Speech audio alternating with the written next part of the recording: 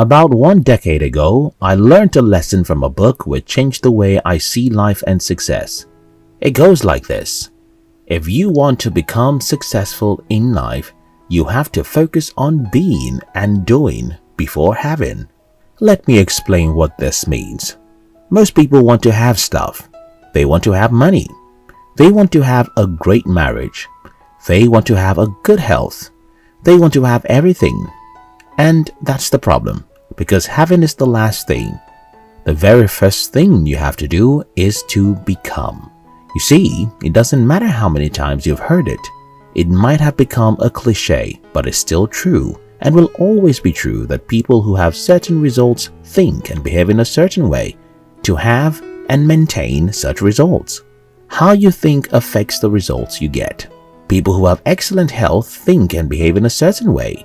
People who are overweight behave in certain predictable ways. People who have great marriages build it on trust and commitment to each other. You can predict that a million times. People who have a lot of money delay gratification. You can be sure that's true for a million millionaires.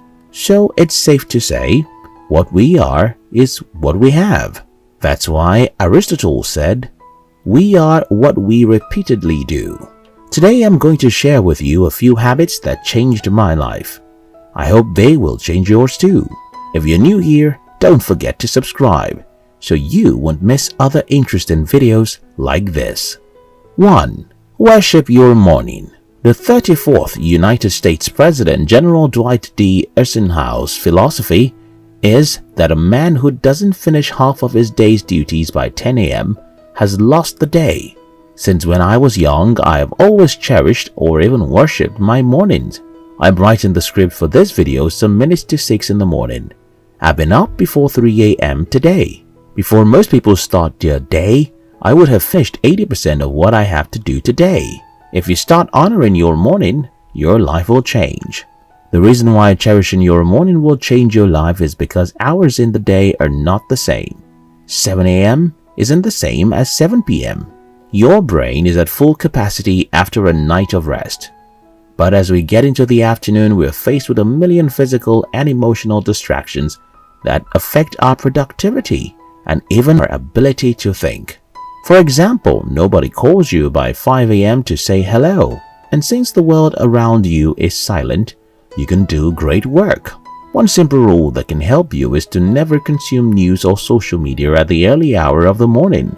Do something worthwhile in the morning. Do your most important work before 10 a.m. Worship your mornings, and your life will change. 2. Postpone pleasure.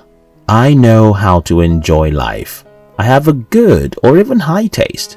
I love luxury or good things. But I'm different from most people in the sense that I can postpone pleasure. I sacrificed all my 20s. I didn't live a normal life. I never bought anything fashionable. I never spent time to enjoy at any moment.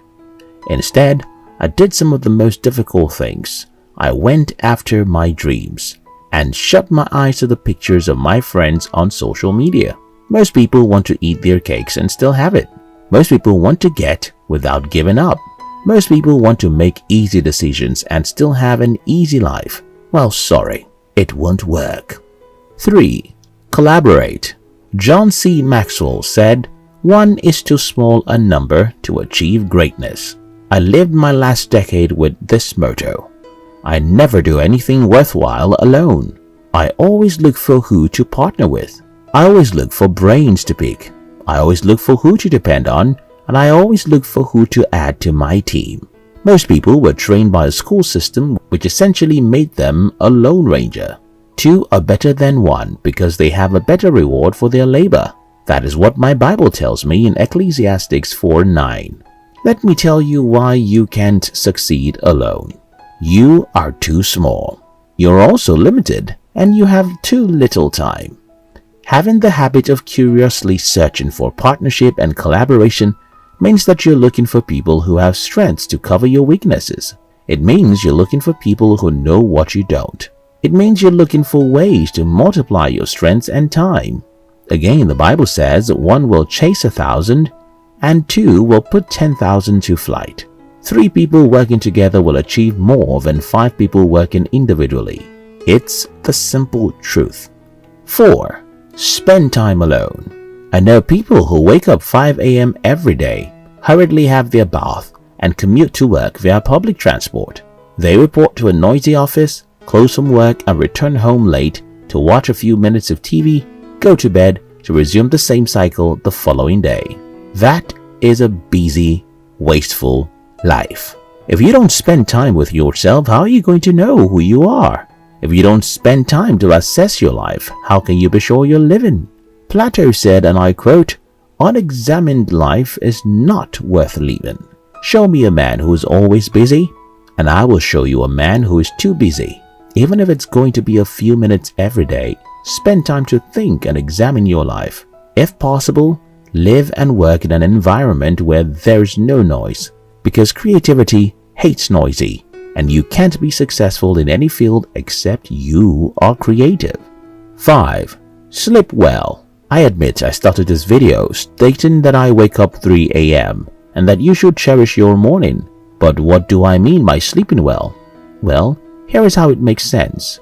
Your brain is by far the most valuable asset you will ever have. For that powerful machine to function well, you need a good sleep. Don't be deceived by people who claim to sleep only 4 hours per night and are still hard-working.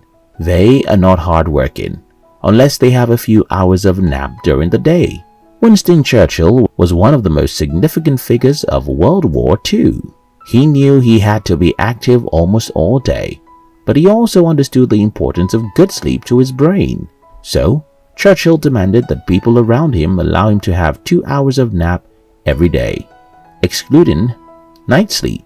Albert Einstein is considered one of the greatest scientists of all time. Well, this is one of his secrets.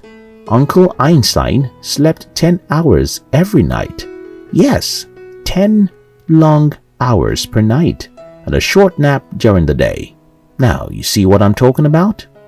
Although you must cherish your morning, you must also sleep well.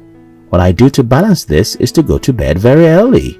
By 8 p.m. last night, I was already on my bed. I also sleep at night many days.